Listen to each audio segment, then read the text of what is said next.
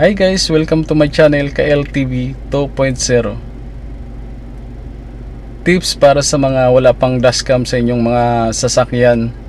Ito po ang madaling paraan upang magkaroon kayo ng dashcam using Android device with Droid Dashcam.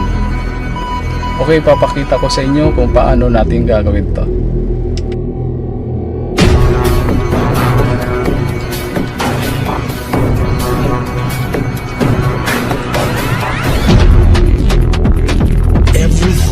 Is possible. Number 1, i-install nyo yung magnetic cellphone holder. Number 2, go to Google Play Store.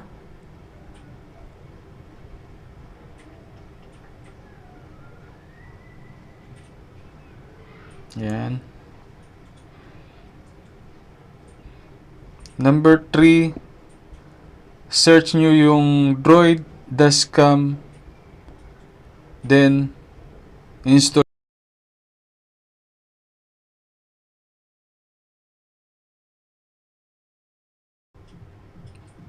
Then open nyo lang.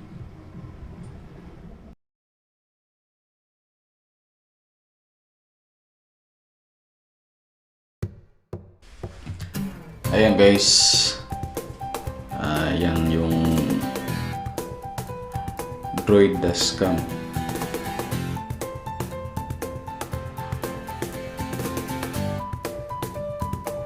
Nakikita niyo ba yung nasa taas, yung location GPS? Bali, naka-off yan siya. Sa ngayon, naka-off yan. Papakita ko sa inyo kung paano paganahin yan. Ito guys. Dapat yung location ay naka-open. Siyempre, gumamit na rin kayo ng data nyo para lumabas yung itong nasa taas 64 RP. Yan, Kabuyo, Laguna, Philippines. Pero yan dyan sa taas. Then pumunta tayo ng setting nito. Naka-stop yung recording nya. Kaya guys, bago kayo mag-open ng Droid Dashcam, dapat naka-set up na yung Droid Dashcam nyo para tuloy-tuloy na yung recording. Guys, ito pinapakita ko lang nilalaman ng Droid Dashcam. Pumunta tayo ng setting.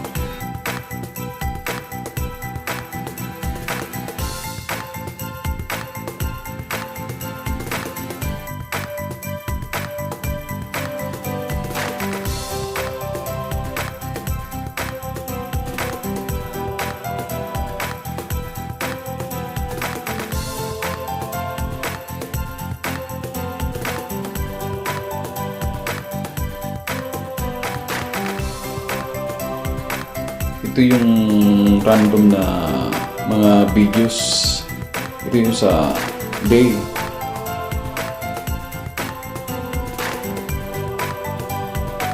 Guys, umaga yan. Kuha natin Android device using Droid Dashcam. Diba? Napakalinaw.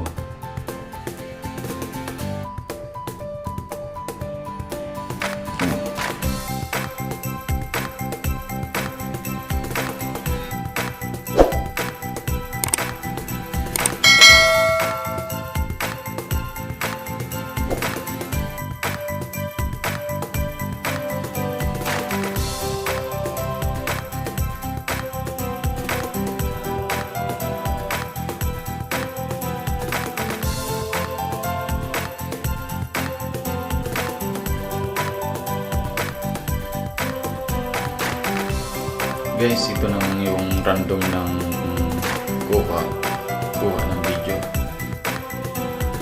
sa gabi. Ayan.